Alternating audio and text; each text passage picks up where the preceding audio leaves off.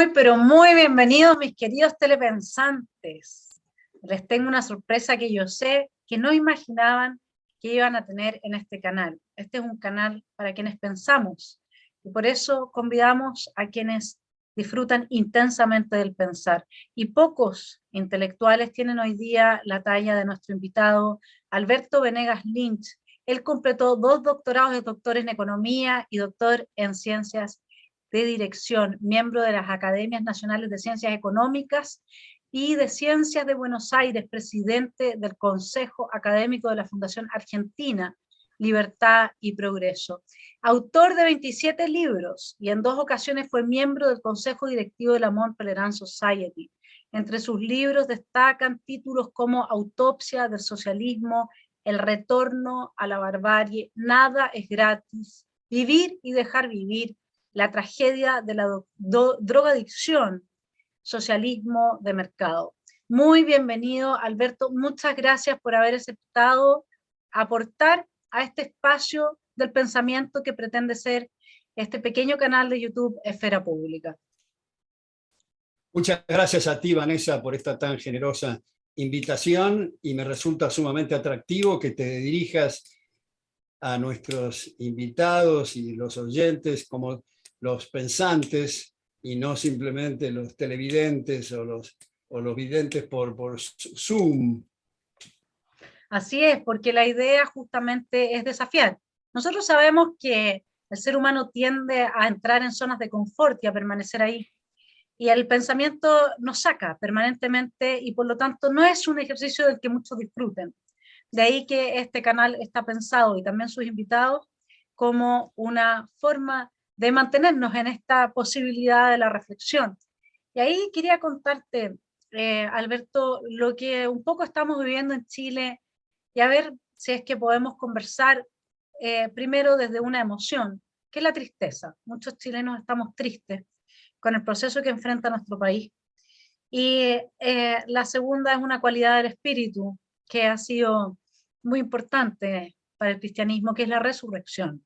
Me gustaría conversar contigo sobre la resurrección de algunos ideales, de algunas formas de vida, de el rescate de ciertos nortes que tuvimos en algún momento y que hemos perdido. Pero primero, entrando o desde la tristeza que nos embarga a nosotros los chilenos, preguntarte por algunos asuntos y que están saliendo a la luz fuertemente a través del proceso constituyente y la propuesta que se va a hacer de una nueva constitución para nuestro país, una nueva constitución que pone término al derecho de propiedad en el sentido más bien fascista del término, porque el derecho de propiedad sabemos que una cosa es tenerlo inscrito a nuestro nombre y otra cosa es tener derecho a su uso.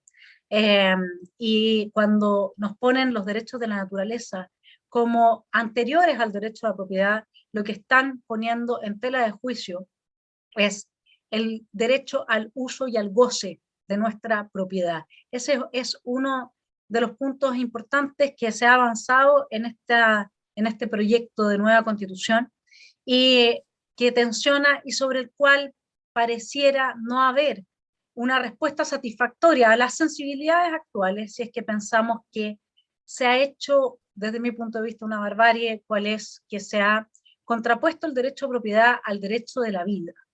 ¿Cómo respondería el liberalismo ante este desafío? Primero está el derecho de la vida. ¿Cómo vamos a estar respetando? Incluso después podemos hablar un poco del Papa Francisco, que piensa algo en ese sentido, ¿no? ¿Cómo vamos a estar poniendo el derecho a propiedad por sobre el derecho a la vida? ¿Qué respuesta puede dar el liberalismo a ese primer desafío? Bueno, me parece, Vanessa, que hay varios capítulos sumamente jugosos en tus reflexiones.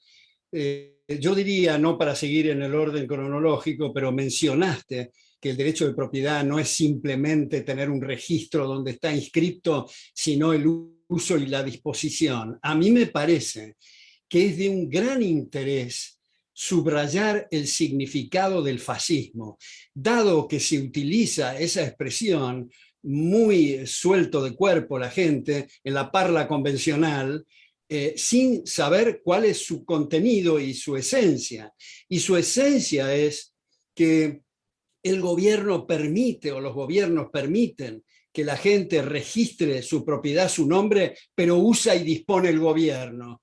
Son en realidad mucho más sinceros y directos los comunistas, que no permiten el registro y simplemente y directamente usa y dispone el gobierno. Tenemos en varias muestras de este fascismo. Y uno de los ejemplos es el capítulo a que te referiste de la situación chilena. A varios amigos chilenos en intercambios por correos electrónicos, les he dicho que desde mi perspectiva, desde mi ángulo visual, yo creo que el punto radica en la educación. Creo que si hay un sistema de adoctrinamiento, por más, y mira, te subrayo y pongo en negritas, Vanessa, esto, por más que los gobiernos abran la puerta para hacer a todos, subrayo, a todos los habitantes, convertirlos en multimillonarios, si sigue el sistema de adoctrinamiento en la educación, los jóvenes van a salir a incendiar con el librito de Mao en la mano. Entonces me quiero detener un minuto, Vanessa, en esto, y que no va solamente para el asunto chileno, ni para el argentino, sino en general para el mundo, y es esto. ¿Qué diablos queremos decir cuando estamos hablando de educación? Queremos decir, antes que nada, un sistema abierto, de puertas y ventanas abiertas de par en par, donde entre mucho oxígeno, comprender que es un proceso de prueba y error en un contexto evolutivo, donde nadie tiene la precisa de cuál debe ser la estructura curricular, puesto que tiene que estar abierto a la competencia. Entonces, ¿qué es eso de los ministerios de educación y cultura? Creo, Vanessa, que eso es una cachetada feroz a la inteligencia. No importa si tú, yo, quien sea ministro de Cultura y Educación, cualquier cosa que hagamos va a estar mal, puesto que lo importante es abrir a la competencia para tener un sistema de auditorías cruzadas. Ahora, viene el punto. Hablamos y parloteamos de la educación pública. ¿No crees, Vanessa, que eso es un disfraz o una cosmética grotesca, puesto que la educación privada es también para el público? Es educación estatal. Lo que pasa es que la palabra no gusta porque es lo mismo que periodismo estatal o que teatro estatal o arte estatal. Es tan ridículo como eso. Entonces, el tema no es cargar las tintas contra profesores y profesoras en el ámbito estatal, que hay muchos de ellas y ellos que, como ves, uso lenguaje inclusivo. Eres nuestro primer invitado que se atreve a usar lenguaje inclusivo con los telepensantes. Puedes liberarte de eso, ¿eh? Aquí nadie habla Después podemos hablar de esa otra estupidez que Mario Vargas Llosa lo ha explicado muy bien. Pero, digamos, el tema no es cargar las tintas contra ellos. El tema es un tema de incentivos. No es lo mismo, Vanessa, cómo encendemos las luces y tomamos café cuando nosotros pagamos las cuentas que cuando obligamos a otros que lo hagan. Yo personalmente estaría escupiendo al cielo si dijera que todos los profesores y las profesoras del ámbito estatal son malos docentes. Yo he sido profesor titular en la Universidad de Buenos Aires en 5 carreras, en Ciencias Económicas, Derecho, Ingeniería, Sociología y en el Departamento de Historia de Filosofía y Letras. Fui director del Departamento de Doctorado de la Universidad Nacional de La Plata. Ese no es, el tema son los incentivos, cómo se manejan los activos. Entonces, ¿qué se puede hacer con las escuelas y las universidades estatales? Venderlas a todos, a todas. ¿A quiénes? Eventualmente al mismo claustro que hoy lo está administrando, solo que el momento siguiente que les pertenece, todos los gastos corrientes y activos fijos y la politización interna van a cambiar radicalmente. Ahora, por último, para no tomar demasiado tiempo en esto, ¿qué puede hacerse con gente que tiene las condiciones intelectuales para aplicar a las ofertas educativas existentes, pero no tiene los ingresos suficientes.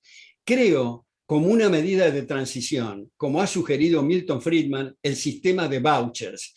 Esto es, financiar la demanda, pero no la oferta. Entonces, como nos enseñaron, Vanessa, en lógica, hay aquí un non sequitur. Es decir, no se sigue del hecho de que unos deban financiar la educación de otros, no se sigue que debe haber instituciones estatales de educación, puesto que el candidato o los padres del candidato van a elegir de todas las instituciones privadas existentes la que mejor le atraiga.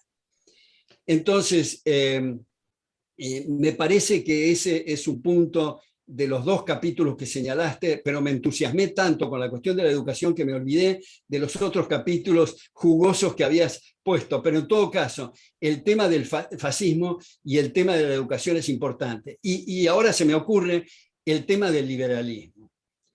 Yo fabriqué hace bastante tiempo, en uno de mis primeros libros, una definición del liberalismo, que es el respeto irrestricto a los proyectos de vida de otros. Tengo la gran satisfacción que muchos en la Argentina y en otras partes han citado esta definición.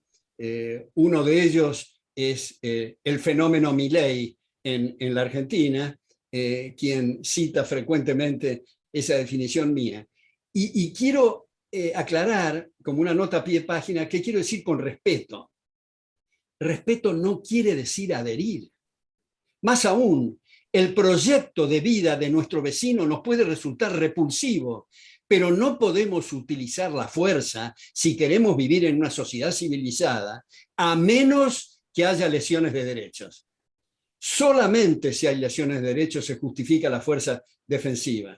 Entonces, me parece que hay la necesidad de nosotros los liberales de hacernos autocríticas permanentes, de estar permanentemente sentados en la punta de la silla, descubriendo y mirando nuevos paradigmas. Yo acá, Vanessa, abajo de mi computadora tengo un letrero enorme que es Nullius in verba, que es el moto de la Royal Society de Londres. Esto es, no hay palabras finales.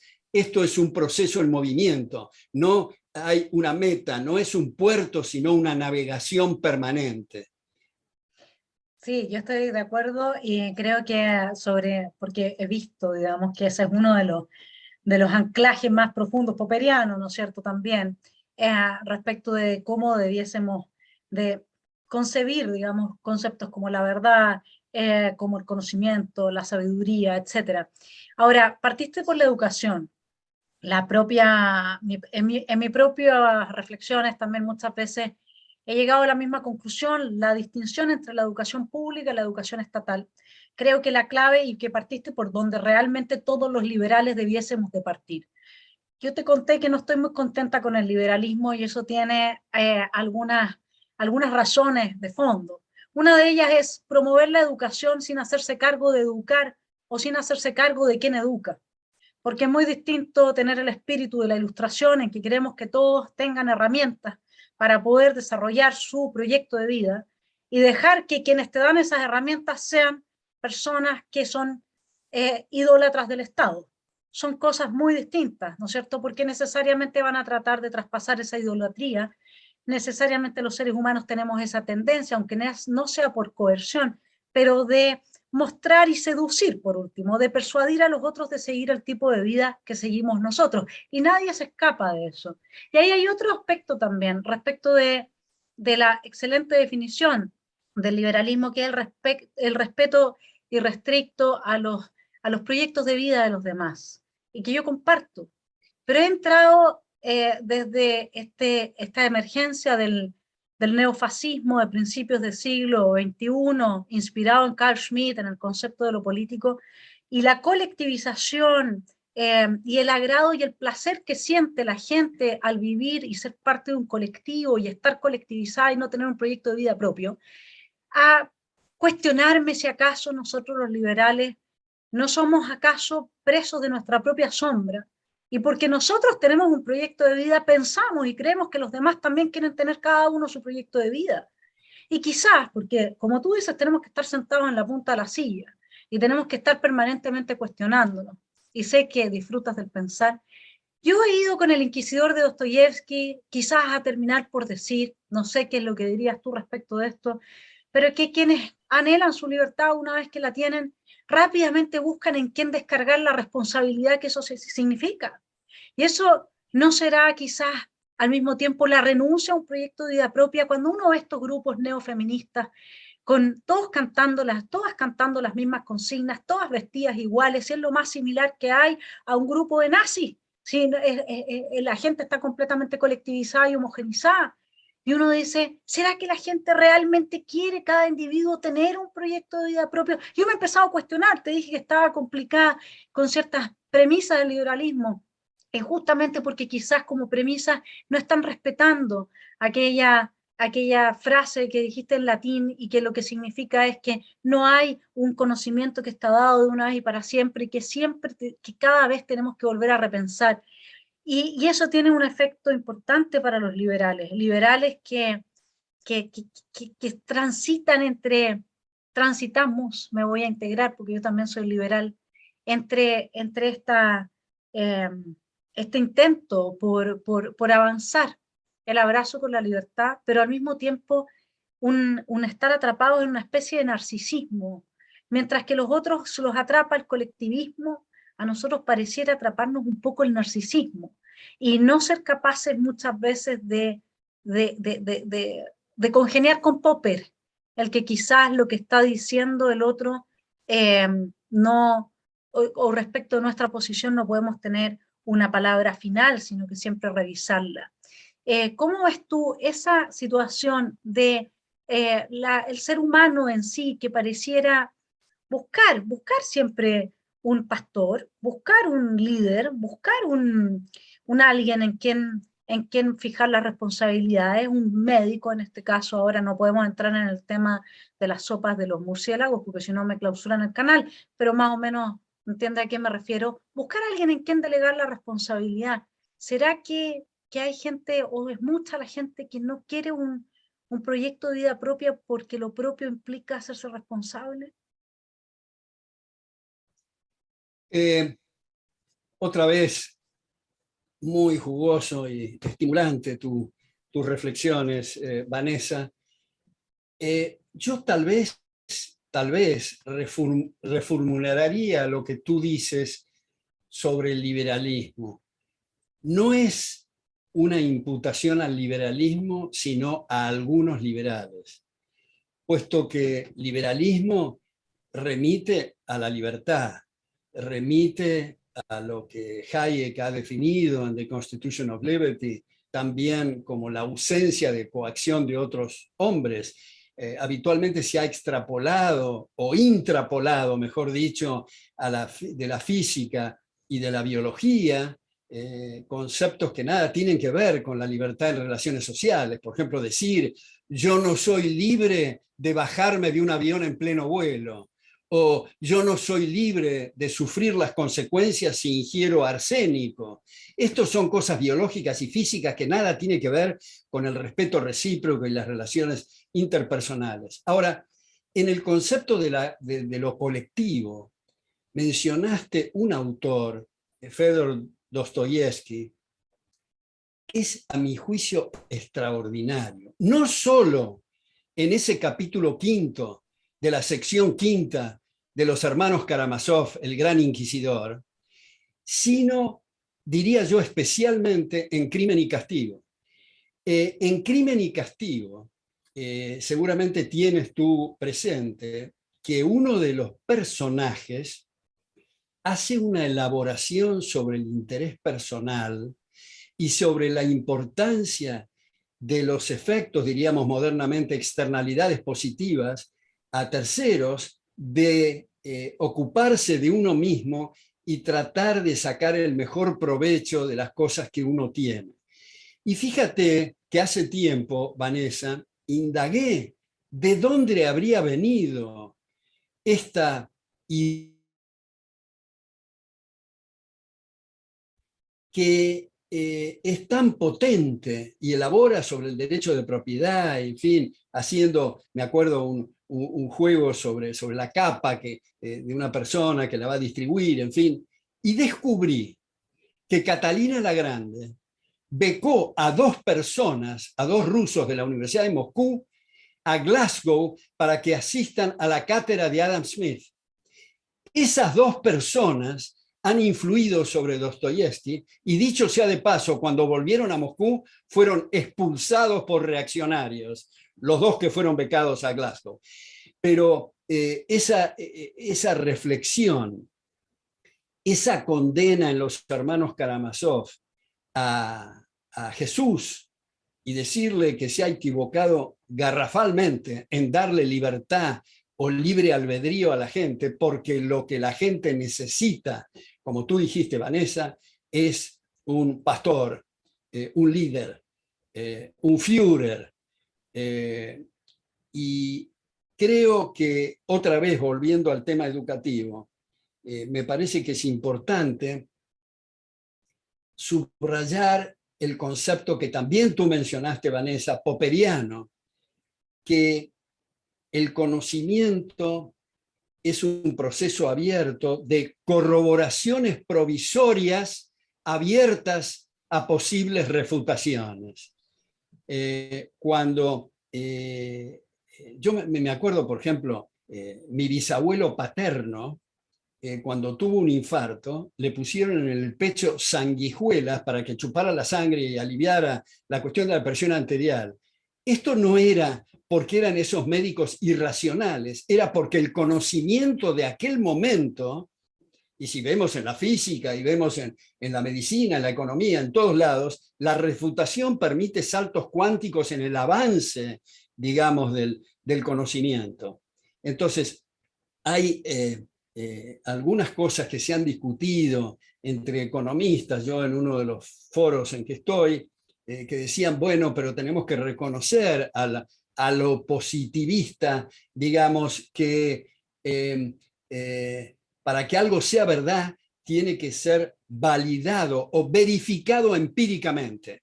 Hay un autor que es Morris Cohen, que tiene un libro que se llama Introducción a la Lógica, donde él se imagina un diálogo con alguien que le está diciendo que la verdad tiene que ser verificada empíricamente, y le dice, señor, lo que usted está diciendo no es verificable empíricamente, primero. Y segundo, y más importante, a la popperiana, nada en ninguna ciencia es verificable, es corroborable provisoriamente. Eso yo creo que ha sido la enseñanza más extraordinaria de Karl Popper, yo creo, para la modestia intelectual, para saber, como diría Einstein, que todos somos ignorantes, solo que en temas distintos. Y en lo que creemos saber, somos también bastante ignorantes y tenemos que estar permanentemente actualizado. Así que bueno, te agradezco de nuevo. Yo haría esa salvedad con respecto al liberalismo y a los liberales, que algunos tal vez necesitan o necesitamos zamarrearnos. Yo creo, por último, Vanessa, en esta respuesta, en lugar de estar diciendo y clamando a los cielos, ¿por qué es que la gente no entiende lo que estoy diciendo? Es mucho mejor decir, ¿por qué soy tan inepto para pasar el mensaje? Entonces, como somos más benévolos con nosotros mismos que con los demás, tendemos a hacer mejor los deberes, a pulir nuestra próxima clase, nuestra propia conferencia o charla, nuestro propio artículo o ensayo o libro, y hacer las cosas mejores, porque como diría Borges, citándolo a Alfonso Reyes, no hay tal cosa como un texto perfecto. Si no publicamos, nos pasamos la vida corrigiendo borradores. Y para terminar, en tu reflexión sobre el colectivismo, Borges, en muchos de las despedidas de sus audiencias, decía, me despido de cada uno, y no digo todos, porque todos es una abstracción y cada uno es una realidad. Está genial. Genial, buenísimo. Sí, ahí hay, cuando tú nos planteas el desafío, bueno, a ver, hay 2 puntos que me gustaría destacar. Uno, la gente le tiene miedo a Popper, así como le tiene miedo a Nietzsche, porque conduciría a un cierto relativismo. Y esos son terrenos pantanosos, ¿no? En que nunca es fácil, porque de alguna forma todo se define en los matices y no en los extremos. Lamentablemente tenemos una manera de entender la realidad que define nuestra posición respecto de extremos y no de matices. Y me parece que en la mayor parte de los asuntos humanos se trata de matices y ahí es donde están las diferencias, las grandes diferencias. Y por lo tanto es muy distinto ser un relativista y afirmar que no hay nada que se pueda afirmar, y con eso ya entrar en una contradicción, ¿no? Que aceptar con humildad la ciencia y el conocimiento desde un enfoque popperiano. Y el segundo punto que también me parece muy importante es cuando planteas que somos más benévolos con nosotros mismos, lo dice Thomas Hobbes, ¿no es cierto?, en su Leviatán, y eso también hace que seamos tan críticos del capitalismo, porque cada uno ve a la mano su talento y entonces no entiende por qué el mercado no lo premia, ¿no es cierto? Y si yo soy tan espectacular, ¿por qué no me llega, no? Y por qué si el otro no tiene talento, a ese el mercado lo premia. Eso también son esas cosas que los planificadores tratan de arreglar, y eso tiene a la base este rasgo de nuestra constitución psíquica, uno diría hoy día, también que ha destacado Thomas Hobbes. Y ahí es donde cuando tú planteas, uno no se preocupa quizás de ser entendido, de transmitir el mensaje de modo que sea entendido. Y esto se critica mucho al liberalismo porque hemos abandonado, uno diría, el terreno psíquico del sistema límbico a, al dominio de las ideas de extrema izquierda. Una extrema izquierda que siempre está jugando con lo emocional y que sabemos, por cómo funciona el cerebro desde la neurociencia, ¿no es cierto?, que todo aquello que nos genera una reacción emocional es mucho más efectista, mucho más rápido que aquello que tenemos que reflexionar y pensar. Entonces, ahí habría un cierto abandono de parte del liberalismo, del que se ha hablado mucho. Hume tenía más o menos resueltas ciertas cosas, pero Hume no es un autor que se cite mucho entre los liberales, y que es el abandono de las emociones, es decir, la compañía en lo que queremos plantear para dar a entender efectivamente, de forma efectiva nuestras ideas, de emociones apropiadas a lo que estamos transmitiendo. Esos son dos temas, el relativismo y las emociones en el liberalismo. ¿Cómo podemos dialogar sobre eso? ¿Cuáles son tus ideas al respecto? Bueno, yo veo que esos dos capítulos, el relativismo y, digamos, la estructura psíquica, para ponerlo así, son dos puntos muy fundamentales. Yo creo que el imputarle a Popper de relativista por las reflexiones que hace respecto de la corroboración es no entender el mensaje popperiano, porque precisamente la verdad es la correspondencia entre el objeto y el sujeto que juzga ese objeto, que es independiente de nuestras opiniones. Como tú has señalado, Vanessa, el relativismo incurre en la contradicción de que es relativa su posición relativista. Pero aparte de eso, hay varios autores, me parece muy interesante. Bueno, el primer error es el que acabo de señalar, relativismo epistemológico, digamos, que no tendría sentido ningún departamento de investigaciones, ninguna universidad, porque no hay nada que investigar, digamos, si no estamos, para usar lenguaje popperiano otra vez, navegando en un mar de inmensa ignorancia, tratando en una especie de peregrinaje de captar trocitos de tierra fértil en que sostenernos, o sea, en verdades. Ahora, hay otros autores, por ejemplo, Eliseo Vivas se refiere al relativismo cultural.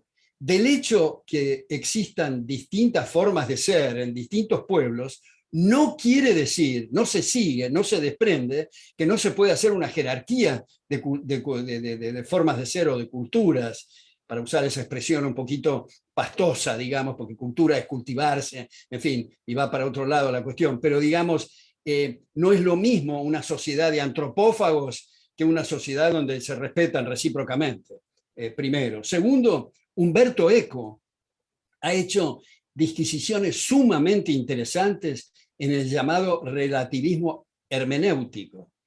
Esto es, si cada uno puede interpretar los textos como le da la gana, no hay forma de comunicarse. en Interpretación y Sobreinterpretación, uno de los libros de Umberto Eco, él aplica el método popperiano para interpretar textos. Entonces, ese es un capítulo. Yo creo que es un problema que hay que afrontar y que lo han abordado en una forma, a mi juicio, sumamente equivocado, los llamados posmodernistas, en esta cuestión del relativismo. Pero viene otro asunto muy resbaladizo, Vanessa, que tú tocaste, que es la estructura psíquica. A ver, lo quiero plantear de la siguiente manera. Hay muchos liberales, muchísimos, que hacen trabajos, papers muy sofisticados, de un gran interés académico, intelectual, pero en algunos casos, en muchos, lamentablemente diría yo, pasan por alto cuáles son los cimientos de lo que están hablando. Es como si estuvieran en una arquitectura, construyendo una casa y empiezan por el techo. Los cimientos es lo que, fíjate que cuando yo era rector de SIADE, una vez entré a la biblioteca y la bibliotecaria estaba leyendo un Socotroco, un libro enorme, de 1500 páginas, que me intrigó el título. El título es El yo y su cerebro, de Karl Popper y John Eccles. John Eccles, premio Nobel en neurofisiología. Está muy bien traducido, dicho sea de paso, al castellano, editorial Labor en Barcelona. Y ahí lo que plantean, después descubrí que hay muchísima bibliografía sobre este tema, y he escrito yo 9 ensayos sobre esto, y cada ensayo que escribo aparece nueva bibliografía, afortunadamente, mostrando que si concebimos en lo que se haya dado en llamar, y ya sé que estas palabras se dan para mucha interpretación, materialismo filosófico, o lo que Popper bautizó como determinismo físico, si somos tú y yo y los que nos están escuchando y todo el mundo, digamos, o todos los seres humanos, somos solo kilos de protoplasma, o sea, si somos solo carne y hueso, los nexos causales inherentes al carne y el hueso van a determinar lo que hacemos y lo que decimos. O sea, que en ese contexto, si no hay tal cosa como la mente, la psique, o los estados de conciencia, como dice Popper, no hay posibilidad de revisar nuestros propios juicios, no habría tal cosa como ideas autogeneradas, no hay tal cosa como la responsabilidad individual, no hay tal cosa como la moral, no hay tal cosa como la libertad. La libertad es una ficción. Y es muy paradójico, siguiendo con tu crítica a algunos liberales y no al liberalismo, me parece que deberíamos de profundizar esto. Y fíjate, Vanessa, que nada menos que en teoría de la decisión está metido el determinismo físico, teoría de la decisión. En psicología, psiquiatría y sus anexos, como sabes, la palabra psicología es el estudio de la psique, pues no creen en la psique los psicólogos y los psiquiatras, no todos, por supuesto. Tenemos un ejemplo, dicho sea de paso, hago una nota a pie de página, de un hombre extraordinario, a mi juicio, que es Thomas Szasz, húngaro, profesor emérito, murió hace relativamente poco en la Universidad de New York. Su libro más conocido, hago una pequeña digresión acá, es El mito de la enfermedad mental. Porque nosotros, cuando vemos que una persona tiene procedimientos y conductas absolutamente, a nuestro juicio, absurdas, tendemos muy rápidamente a decir, ese es un enfermo mental. Pues Thomas Szasz explica que desde el punto de vista de la patología, una enfermedad es una lesión a células, a tejidos o a cuerpos, pero no hay tal cosa como la enfermedad de las ideas. Puede haber, y hay, problemas en los neurotransmisores, en la sinapsis, problemas químicos en el cerebro, pero no en el yo, digamos, no hay una enfermedad en el sentido patológico. Bueno, esto creo que es uno de los tantos mea culpa que tenemos que hacer los liberales para revisar nuestra postura y revisar, como te digo, esos pilares y esos fundamentos, puesto que los aspectos, como tú señalas, emocionales, los aspectos psicológicos son fundamentales, y termino diciendo que otra de las mea culpas que tenemos que hacer en nuestro mensaje es que hay, especialmente diría yo, escritores, por ejemplo, mi amigo Marcos Aguinis, gran escritor argentino, ex marxista, cuando hizo la transición hacia el liberalismo, sus colegas, casi todos, le hicieron un vacío fenomenal. Ocurre en escultores, en pintores, en músicos, gente que tiene una sensibilidad muy especial, y cuando uno se acerca a decir, mire, lo que usted dijo respecto de la cuestión social, me parece que conspira contra los mismos objetivos que usted se propone. Entonces la respuesta es más o menos así. Mire, hay mucho ruido a metal en lo que me está diciendo, no me venga con las leyes de rendimientos decrecientes y la ley de oferta y demanda y esas cosas que a ustedes les gustan. Yo estoy en un nivel espiritual superior y no hemos podido, me parece, entrar con el mensaje de mostrar que precisamente para los más vulnerables, para los más necesitados, es que se requiere liberar la energía creativa, se requiere que los recursos estén en manos de los más eficientes, no simplemente para satisfacción de los más eficientes, sino, diría yo en este caso, principalmente para los marginales, para que puedan aumentar sus salarios e ingresos en términos reales.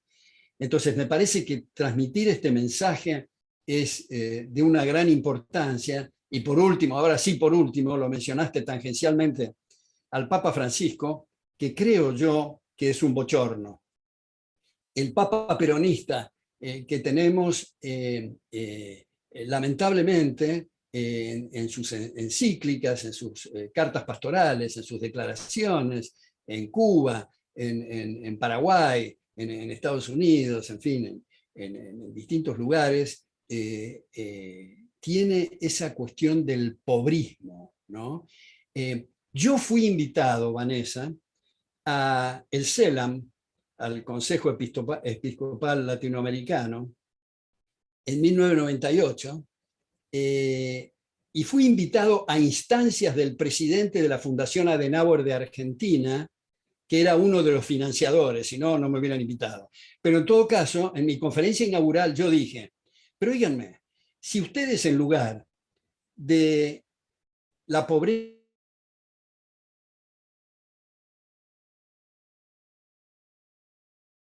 material, tienen que condenar la caridad, porque la caridad mejora la situación del destinatario, y ustedes dicen que la pobreza es la virtud, primero.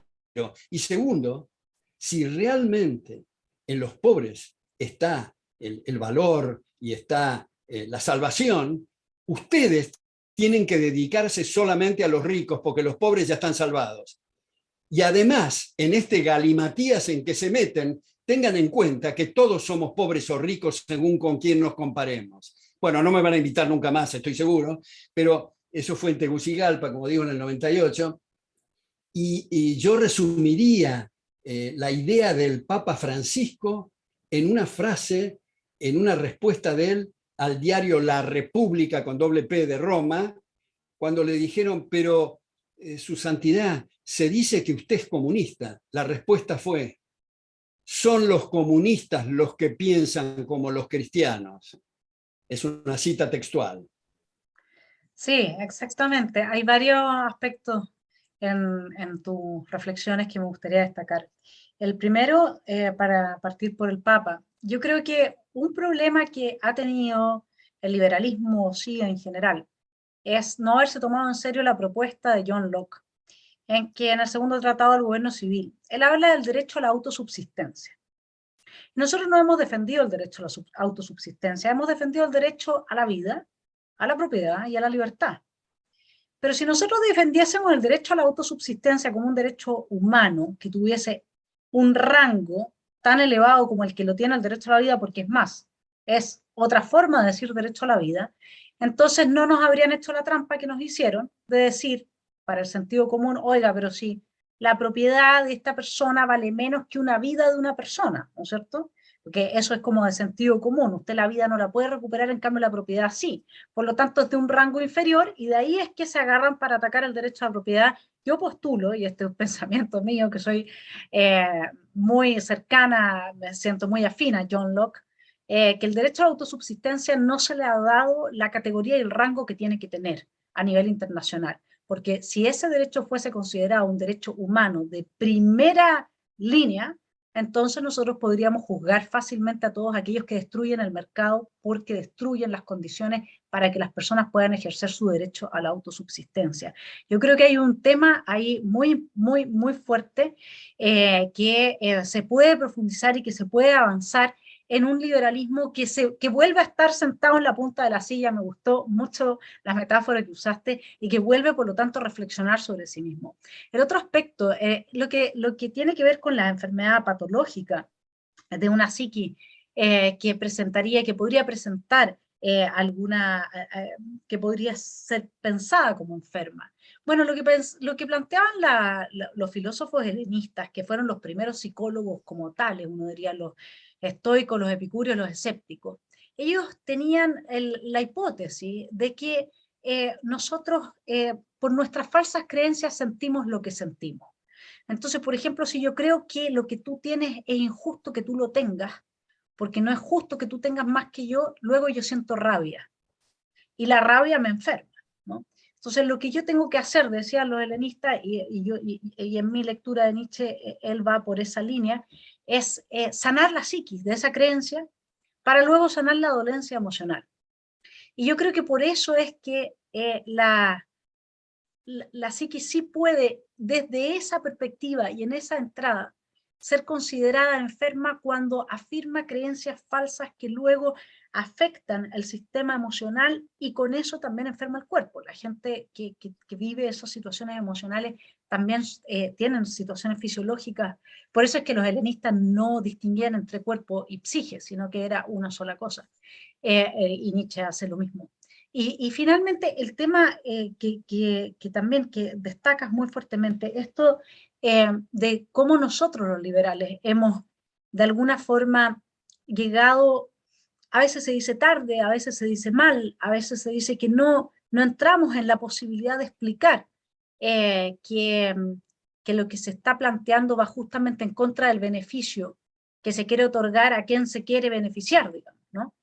Y yo creo que tengo un artículo escrito que voy a tratar de rescatarlo ahora, porque creo que finalmente no se publicó, donde lo que planteo es que el neomarxismo tiene a la base la retórica oxímoron, que uno podría decir casi es una sofística, y que la inaugura el señor Rousseau cuando habla de que te van a obligar a ser libre. Entonces, todo lo que uno ve en la izquierda, vamos a matar a esta gente por amor a la humanidad. Vamos a matar a los dueños de los medios de producción por amor a la humanidad. Todo es un oxímoron. Y así manipulan emocionalmente mientras avanzan cuando hablan de la ESI, educación sexual integral. ¿Quién no quiere eso? Todos queremos eso. Y sin embargo, lo que implica es la colectivización radical de los niños a primera infancia, cosa que no experimenten la dimensión de la intimidad, que no tengan esa experiencia psíquica. Y cierro mi reflexión respecto a tus reflexiones, con esto de ser solo carne y hueso. Fíjate que a mí me ha llamado mucho la atención la expresión del nuevo hombre que ya se encuentra inscrita en el contrato social de Rousseau, y lo voy a citar, dice: aquel que se atreve a instituir un pueblo debe sentirse con fuerzas para mudar, por decirlo así, la naturaleza humana, para transformar a cada individuo, que por sí mismo es un todo perfecto y solitario, en parte de un todo mayor, del cual reciba en cierto modo la vida y el ser. O sea, aquí está la colectivización, para alterar la constitución del hombre a fin de vigorarla, para sustituir una existencia parcial y moral a la existencia física e independiente que todos hemos recibido de la naturaleza. En una palabra, debe quitar al hombre sus propias fuerzas para darle otras que le sean ajenas y de las cuales no pueda hacer uso sin el auxilio de los demás. Cuanto más muertas y anonadadas están las fuerzas naturales, tanto mayores y más duraderas son las adquiridas y tanto más sólida y perfecta es la institución. De modo que si cada ciudadano no es nada, sino ayudado de los demás, y si la fuerza adquirida por el todo es igual o superior a la suma de la fuerza natural de todos los individuos, se puede decir que la legislación se halla en el más alto grado de perfección posible. Y yo creo que ese es el momento, no sé cómo lo leerías tú, en que el ser humano se transforma en solo hueso y carne. Bueno, otra vez ahí hay varias secciones, Vanessa. El primero yo diría que es el concepto del derecho, que ha sido algo muy menoscabado, muy manipulado, muy retorcido.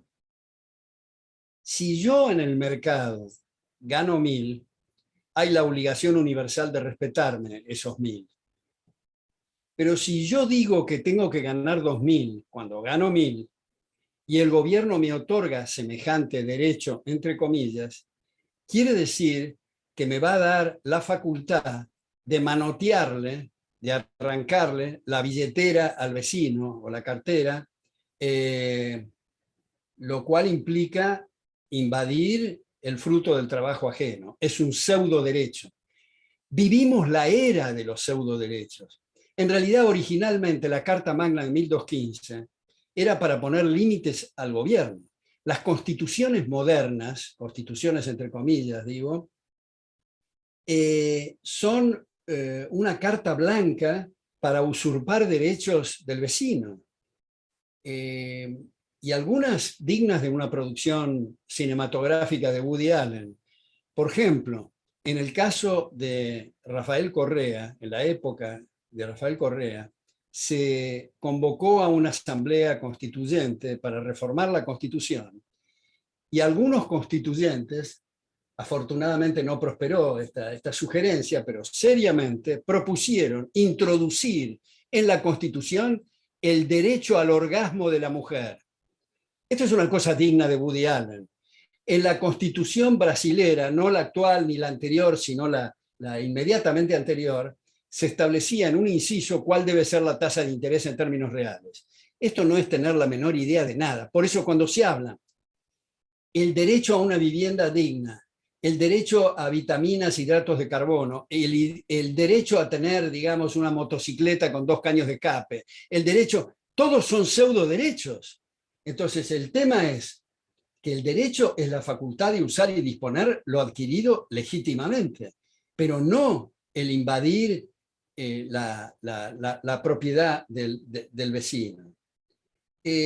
Luego lo que dijiste, Vanessa, me parece muy atractiva la forma de ponerlo, que si bien es cierto desde el punto de vista, como dice Thomas Szasz, de la patología, no hay tal cosa como la enfermedad de las ideas, o la enfermedad en el sentido estricto médico de la mente, la psique o los estados de conciencia, sí, dijiste tú, subrayo y pongo énfasis, si hay estados emocionales, digamos, depresivos o estados emocionales que corroen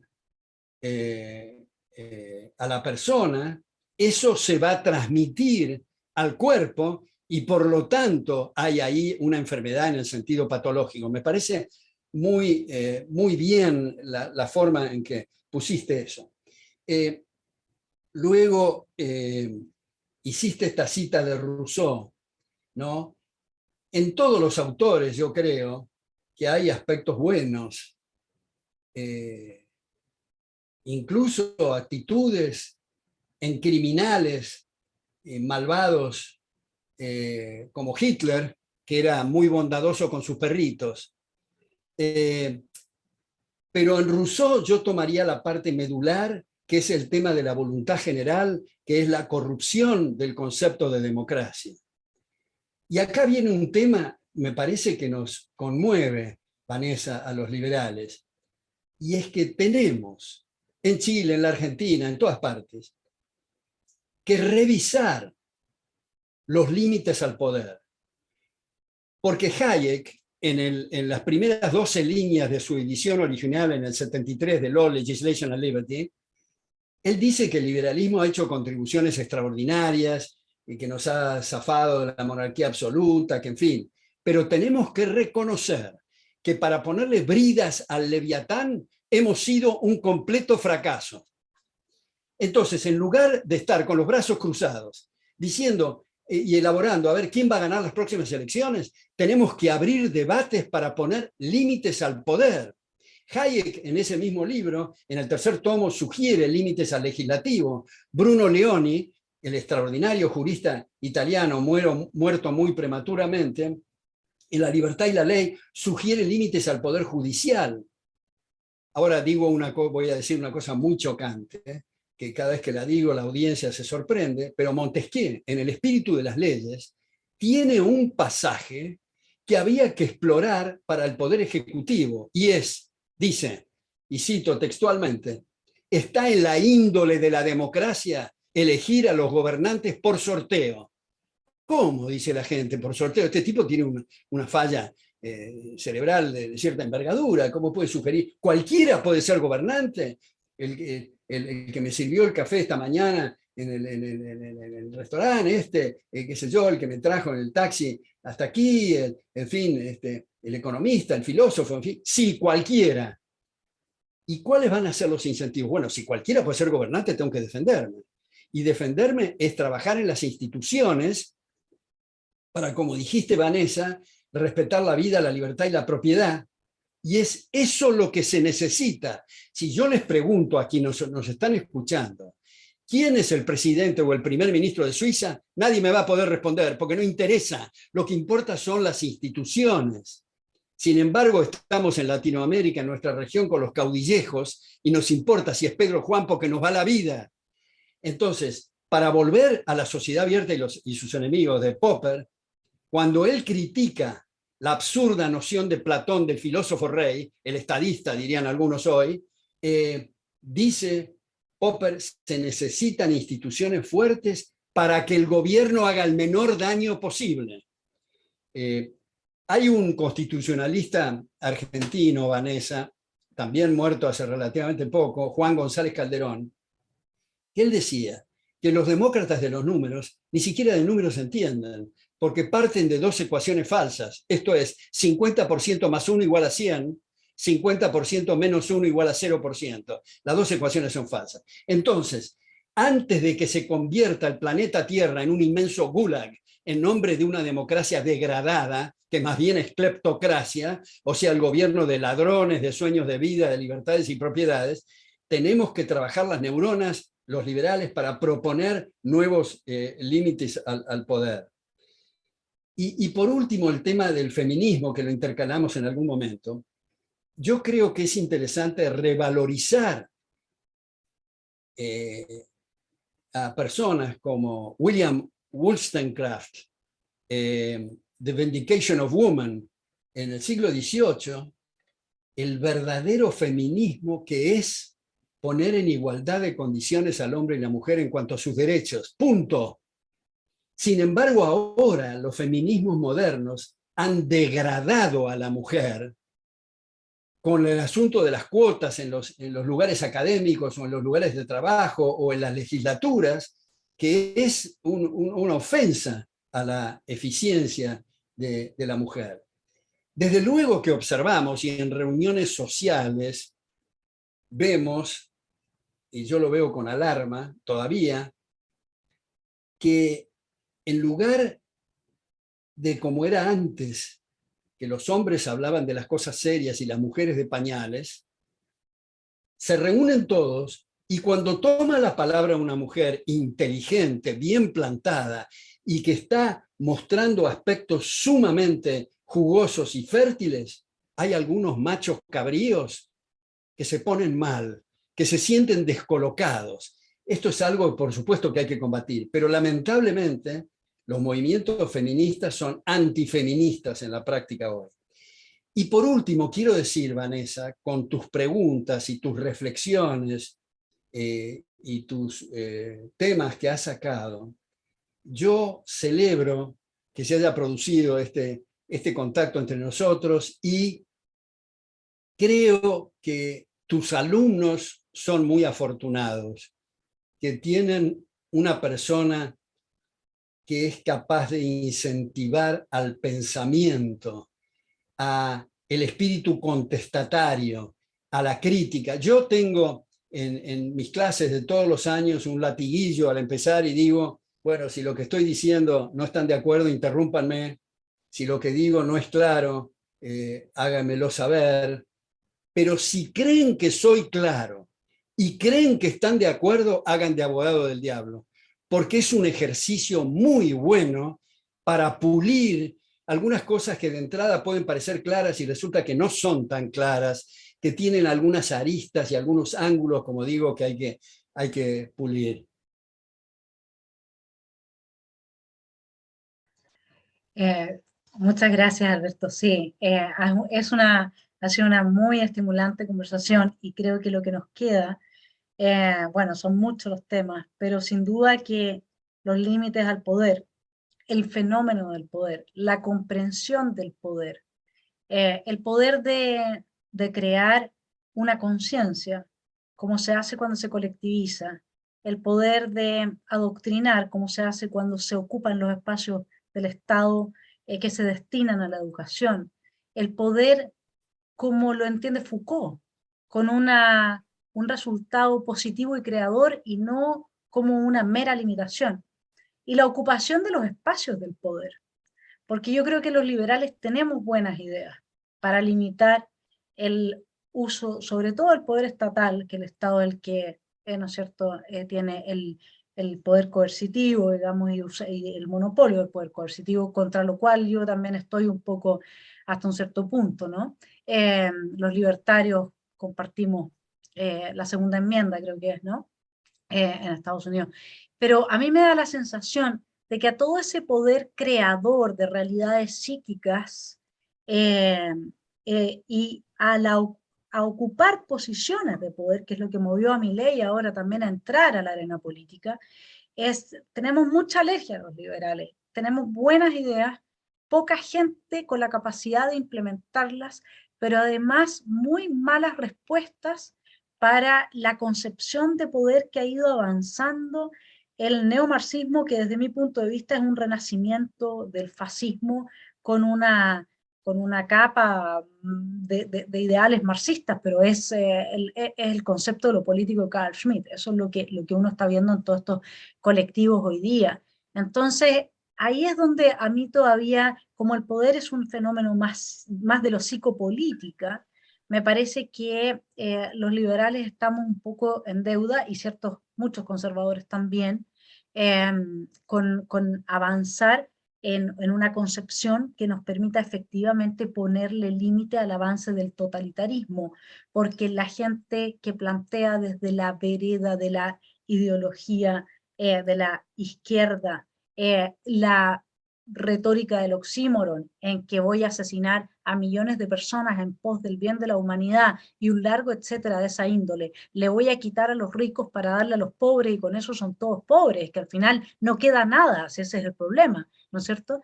Entonces, yo creo que nosotros todavía como liberales no alcanzamos a entender como lo entiende la izquierda el fenómeno del poder en su amplia base psíquica humana, digamos, propiamente tal, de quienes creemos esas ideas o quienes creen esas ideas. Fíjate, Vanessa, que tú mencionaste una palabra. Claro, no hay que tampoco hacer demasiados asuntos semánticos, pero cada uno tiene sus mañas y yo tengo las mías. Y la palabra libertario no me atrae para nada, lo he discutido con muchos amigos en la Argentina, porque se comenzó a utilizar en Estados Unidos, porque en Estados Unidos se dejaron expropiar la palabra liberal para convertirla en algo estatista y socializante.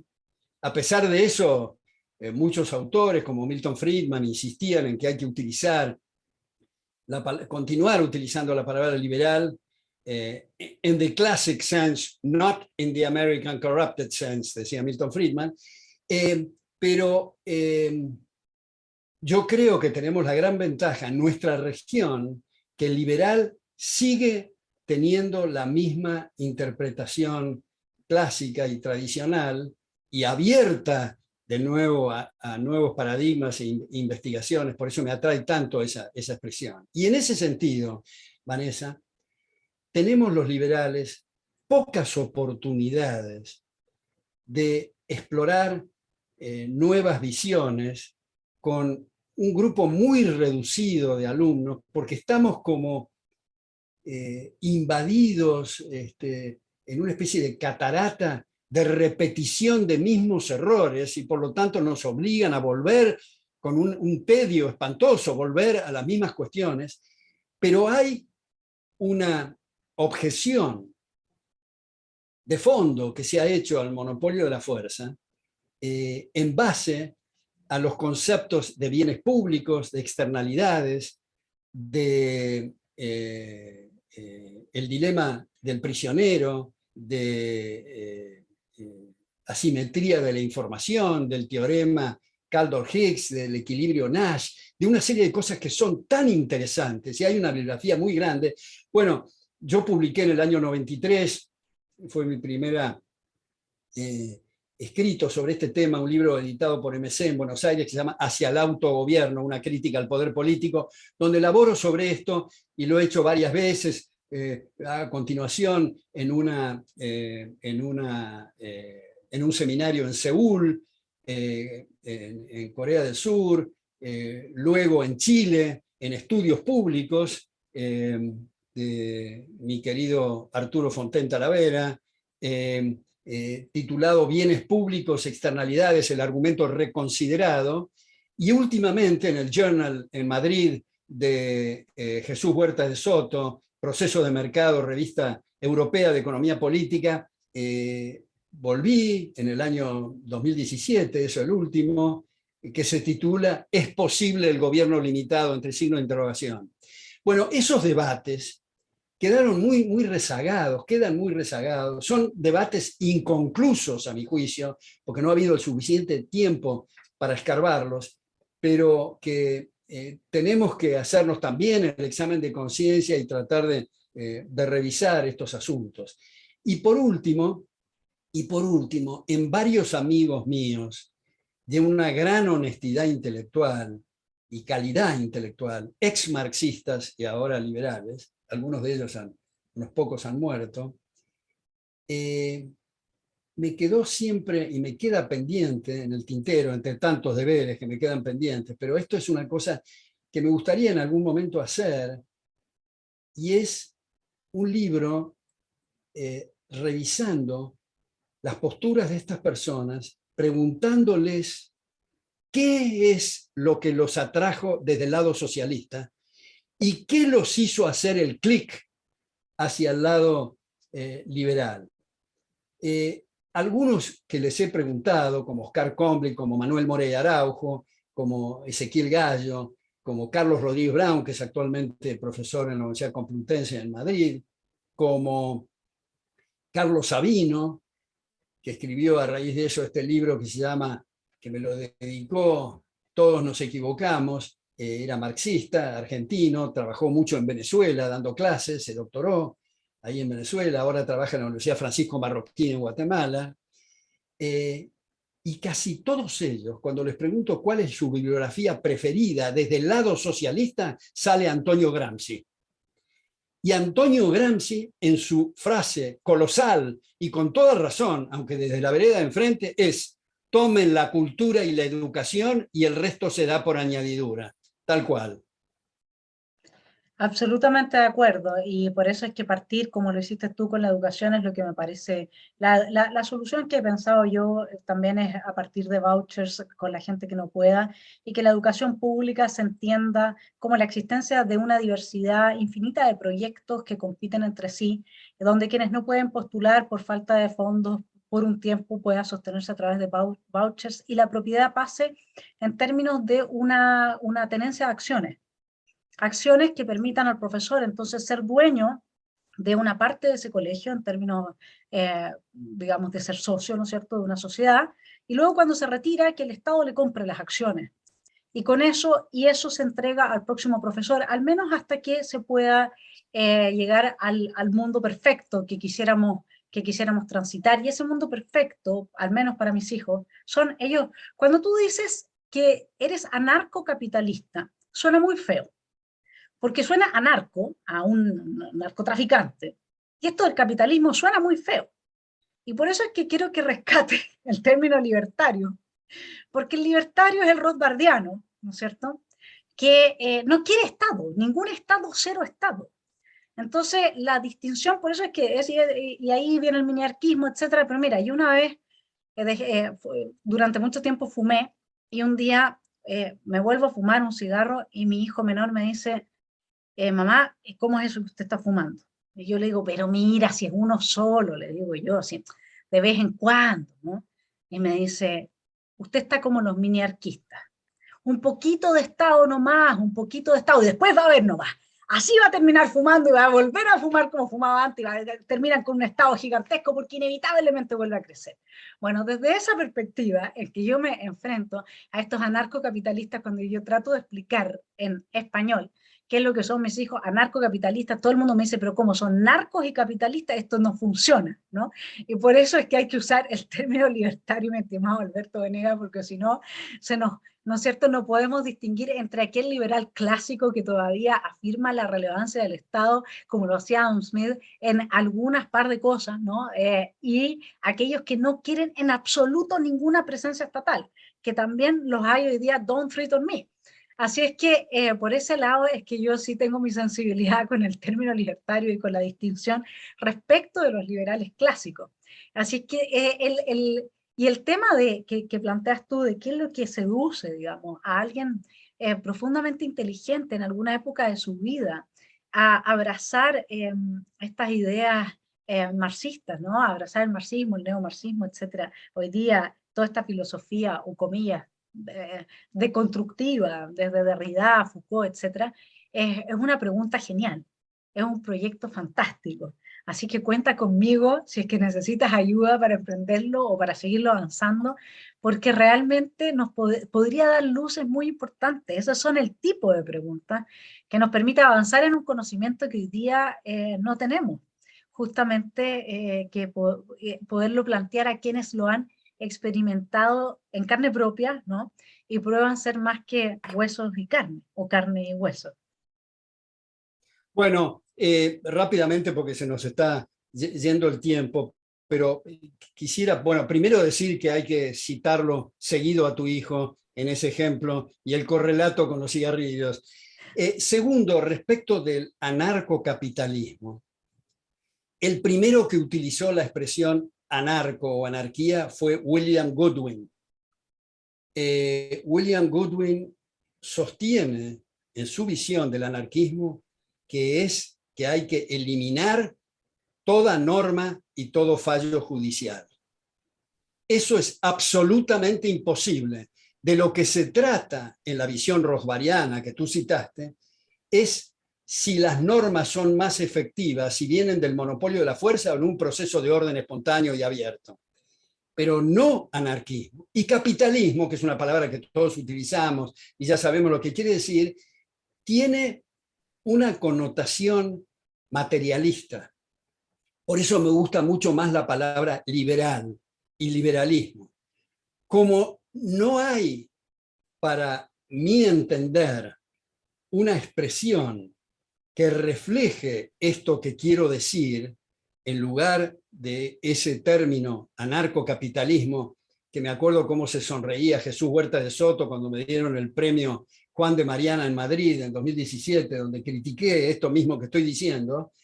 Como no hay una definición lexicográfica, inventé una estipulativa que es autogobierno. Y tengo la gran satisfacción que autores como Bruce Benson lo han citado a esto del autogobierno, que me parece una expresión muy atractiva en lugar de libertario. Dentro del liberalismo, el autogobierno como una de las manifestaciones y uno de los paradigmas.